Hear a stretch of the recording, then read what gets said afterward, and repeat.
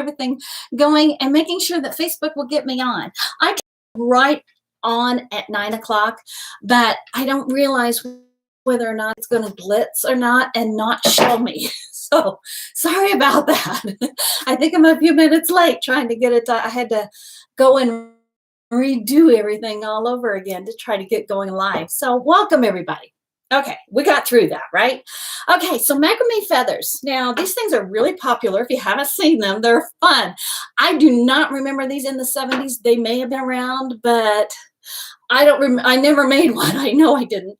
But I figured out how to do it, and I thought today I'm going to show you how. And the macrame feathers is this little thing right here. It looks like a feather. Okay, so I'm going to show you very quickly how I did that. They're not hard to make, believe it or not. They're super easy to make. So let me know in comments, have you seen macrame feathers or have you ever made one before? This is how I make mine. Okay, I've got macrame cord, and I apologize. I think this is it's a 3-ply, 3-spindle cord, isn't it? As I said, yes, 3. That means that there's 3 cords kind of wrapped together. And now each cord also has different strings, tiny, tiny strings, which makes these little feathered edges, which makes it beautiful.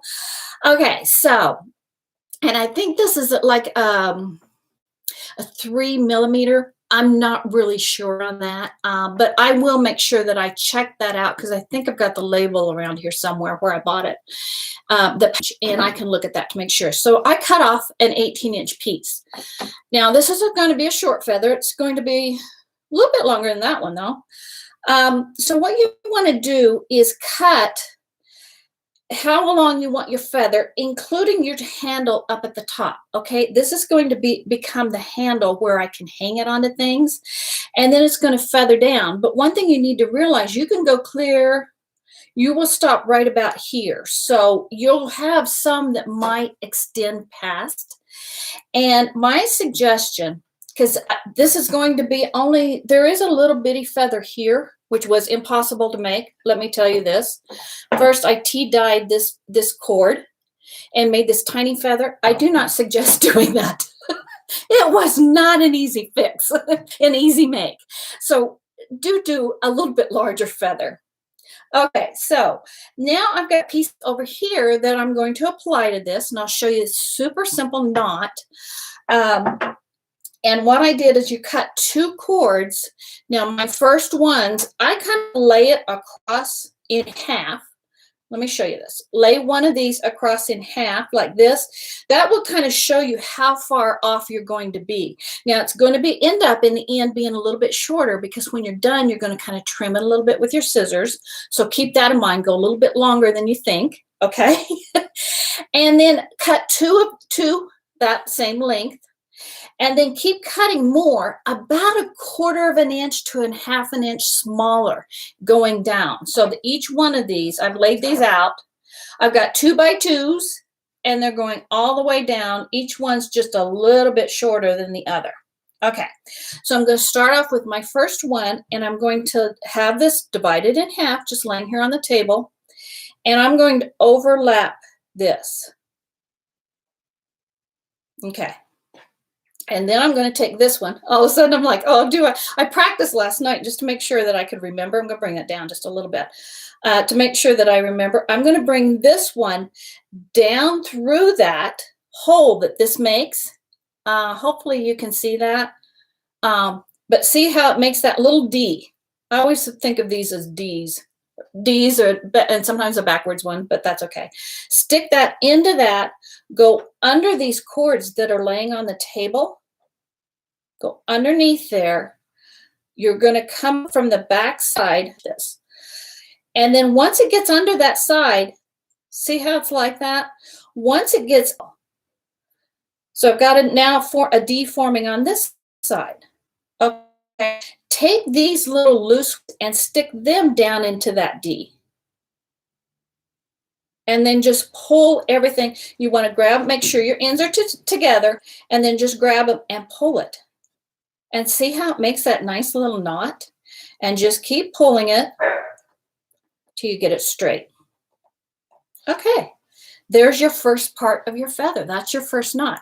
And you just literally keep continuing to do that. But remember, when I had this D on this side, now I want it on the other side. I'm going to start with it going this way. Okay, there it is.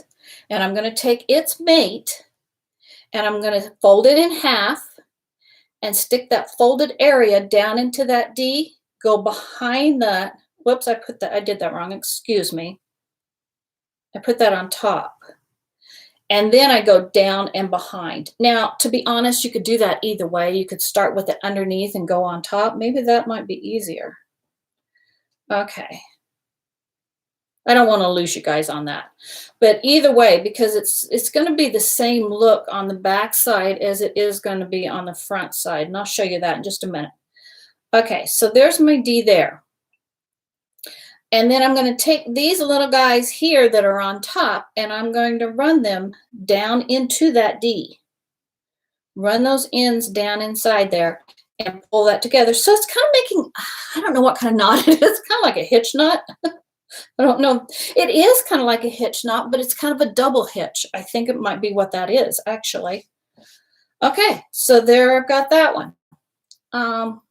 But see, it's kind of the same on the back side as it is on the front. And it's kind of the same here.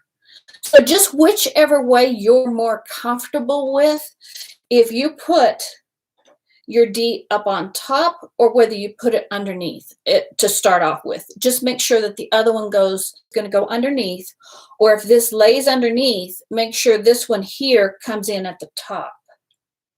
Did that make sense? I like to do it this way and keep doing it no matter what, whichever way it is that you like best, do it that way.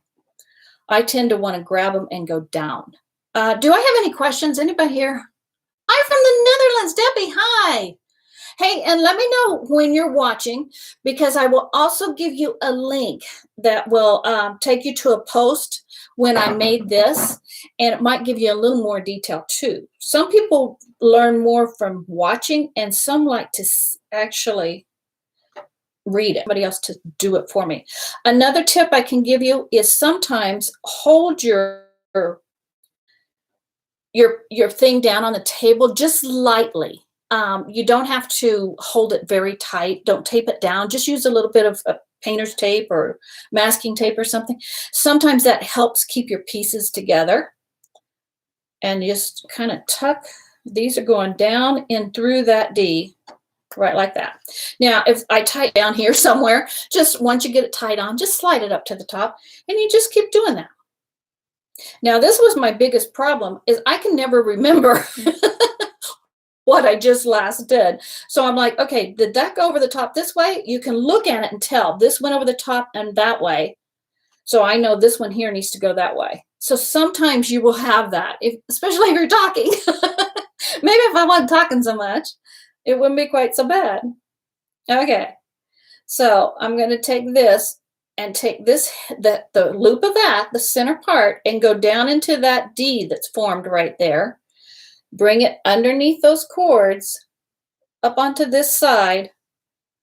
And this does get harder to do when you get down to the smaller ones. This would be much easier if you're doing a big feather. Big feathers are easier to do than small ones. That little tiny one there, I will never show you how to do that because that was just too confusing. And even already going down this feather, I can already tell this is really getting hard. It gets harder to do. And harder to get it to lay out.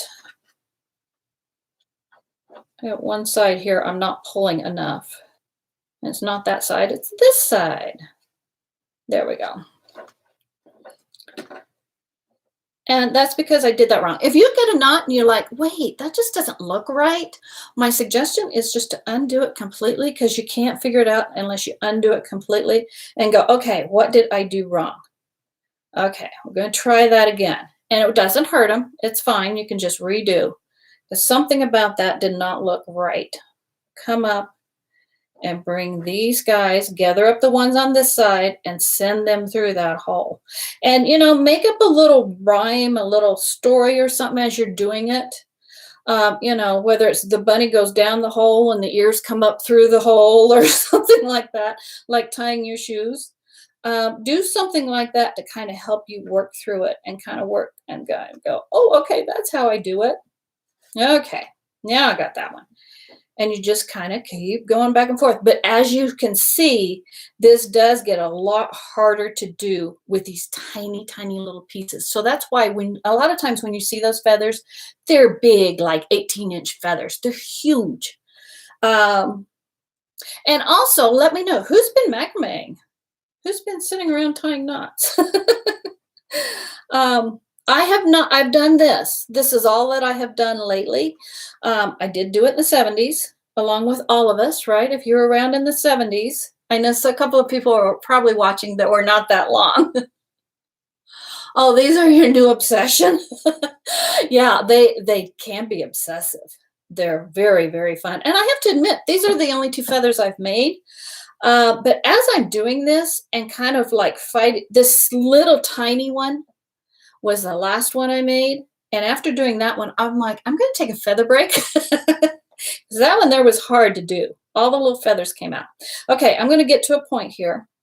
But I do suggest one of the things I remember that made macrame so easy for me in the 70s was making up a song, whether it would, or just a little rhyme, you know, put the bunny ears in the hole and put the head through the hole. I think, if I'm not mistaken, of course, I didn't do this one here, but the double hitch knot, and I'm not exactly sure if that's what this is called, but I think it might be something like that anyway.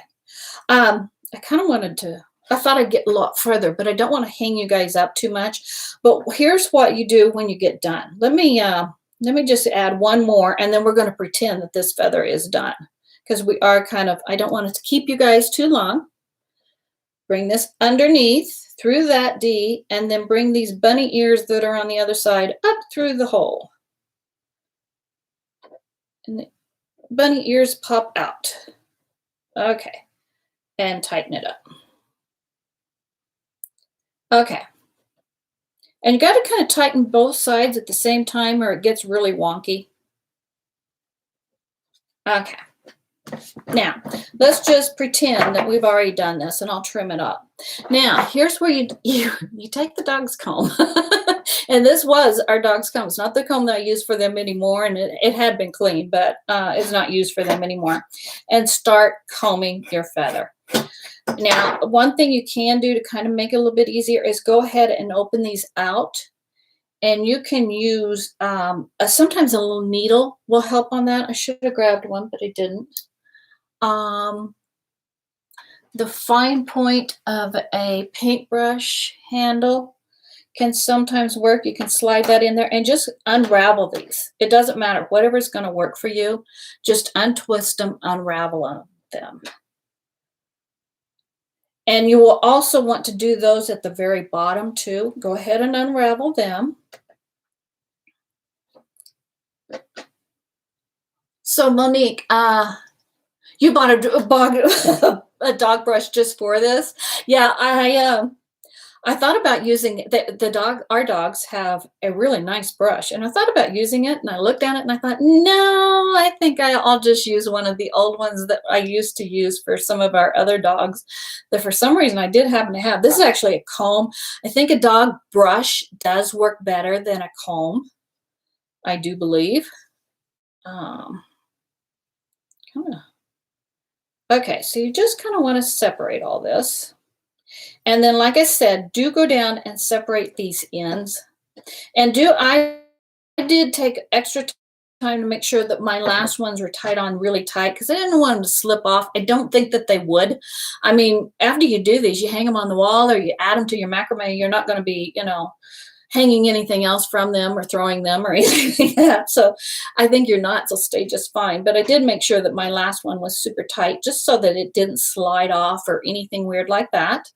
And Monique, do you have any other tips that you can add? Because I know you've probably made quite a few more of these than I have. In fact, I don't even remember seeing these back in the 70s when I was doing all the macrames and stuff. I did the plant hangers and the the various wall hangings. I think I made a couple of keychains that were just simple things to make. I didn't really go too crazy with it, but I did like adding the wood beads into it.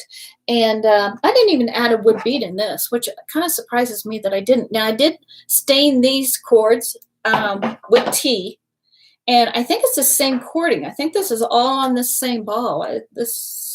Yeah, I'm pretty sure it is. So I will make sure to let you know. That is when you press, it cleans itself off and helps with yarn. Oh, okay. Huh.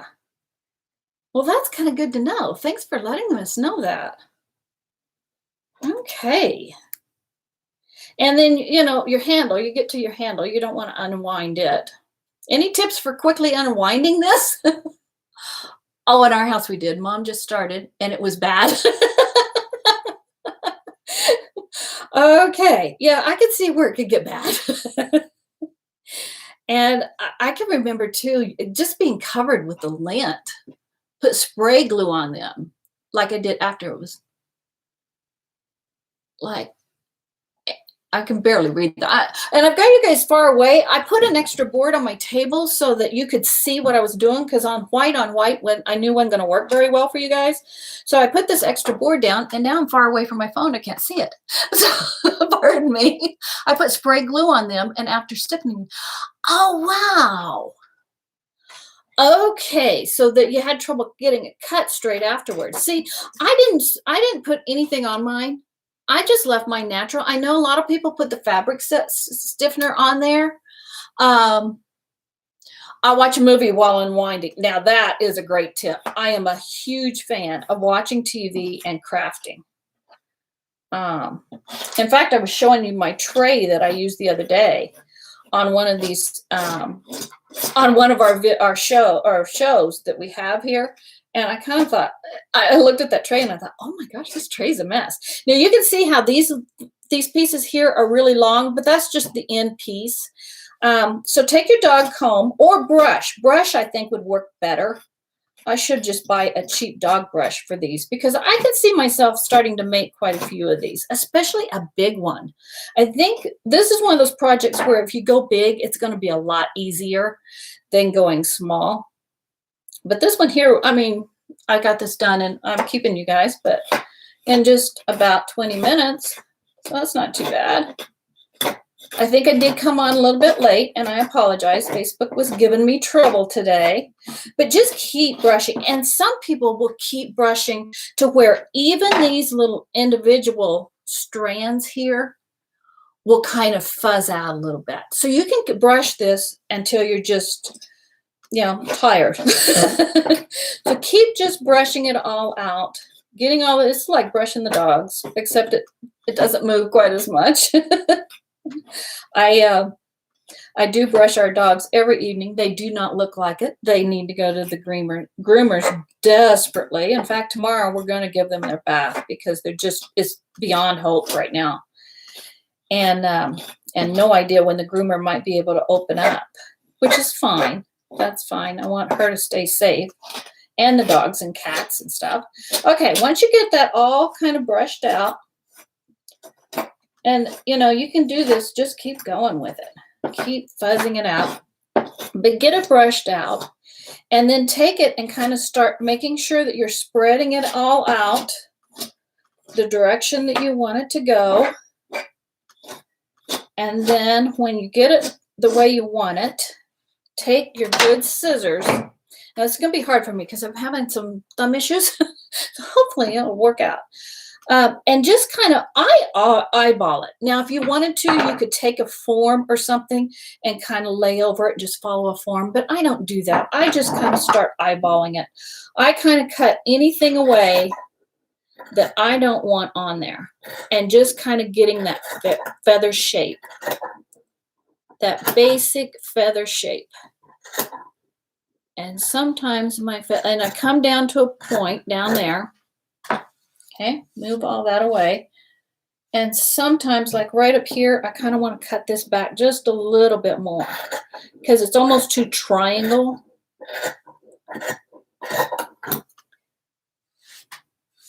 You can practice cutting hair when you're cutting your macrame feathers.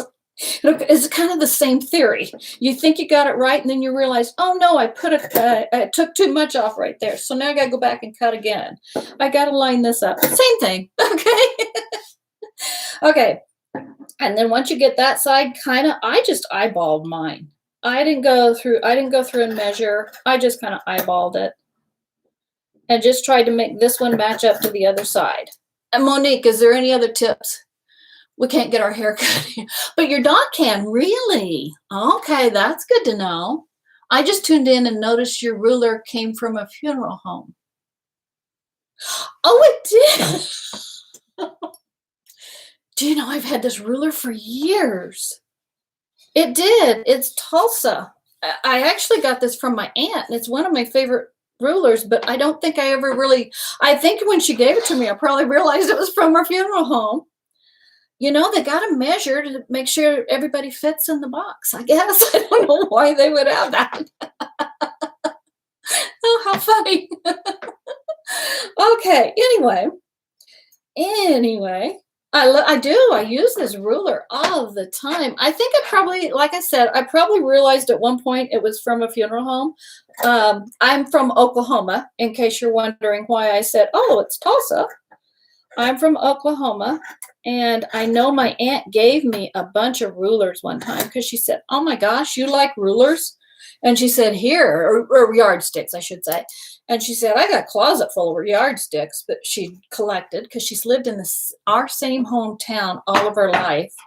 And she is in her mid-80s now and has never lived anywhere but within that town or on the farm just outside of town. Now, once you kind of get your general shape, go back and start combing again, just like you would your hair. And you'll see all kinds of, Raylene, you could probably help us with this. I need to see Raylene. Raylene is my groomer. And I miss you so much. Okay, so you go back and you'll start combing again, and you'll see where you've missed a lot. And that's okay. You just kind of keep doing it until you get the shape that you want of your feather. Now, a lot of people use the fabric stiffener, and I saw where you use spray glue to kind of keep everything into place. I didn't do that. I'm kind of like my hair. I kind of tend to go all natural. So I went all natural with my feathers. I haven't done anything to it. I just kind of let it be. I didn't use anything to hold everything into place. But I tell you what, some of the most prettiest ones I've ever seen on Pinterest, they do stay in place and they are gorgeous. I tie one into a pole stand or something to help hold the lead string tight while I knot. Now, see, that's probably what I probably should have done. That is a great idea. And it's out off camera here just a little bit, but I have this little stand that I use for my iPad up above because I like to film from up above so people can see the table and kind of see what I'm doing. And hopefully I did push the button. So, yay. And so this pole would be a great place to just kind of put a little, I can remember I did it in my door jamb, you know, the molding where your door was. I put a little nail there and I would stand and do my macrame from that little nail and I do some of it. So, I don't think Mom and Dad ever knew. I was good at woodworking when I was young, and I knew how to fill up the hole when I take my nail out. So it was all good. Okay, but that's all there is to it. Monique, is there anything that I missed? Because, like I said, I kind of grabbed my instructions and kind of just threw this together. I've only got 1, 2, 3, 4, 5, 6 knots is all that I did on this. And it's probably, I'll take my funeral home yardstick and we'll find out. Once I was done with this, it is about 8 3/4 inches is how big this is. Now this piece here started off at 18, so I've got it about half the size. So there we go. I can make a necklace or make a couple and have some earrings or something like that. But I think they're fun. Ooh, I'm getting a lot of lint out of it. Do shake them around a little bit. And then, now that gets pretty raggy. Although I like this, I'm kind of the shaggy person. So I did the shaggy trees yesterday. This kind of reminds me of that. I kind of like that. Look at that. Isn't that kind of neat? I got it all shaggy and everything. I kind of like it. But I know some people will want them all nice and straight and stiff. So use fabric stiffener, the spray, or use fabric glue like Monique had suggested. And also, I do want to tell everybody that Monique here, go to her website too. She does a lot of creative crafts and she does them live as well. So I love to watch Monique. And thank you guys all so much for watching. I will let you go. And sorry about getting in here late. Oh, you like it? I like it. I think this is so much fun. And they're fun to do. So you guys go have a creative day. Have a great weekend, and I will be live again on Monday at 9 o'clock, and we'll do something else that's fun, simple, and creative. Thank you. I didn't think you need stiffener with good string. Yeah, probably not. I wouldn't think if you've got good macrame string, I would think that would be all that you need. I don't think you would need any kind of stiffener or anything on it. I can already see some things coming out that I've kind of left behind, but I'll clean it all up and get it all fixed up.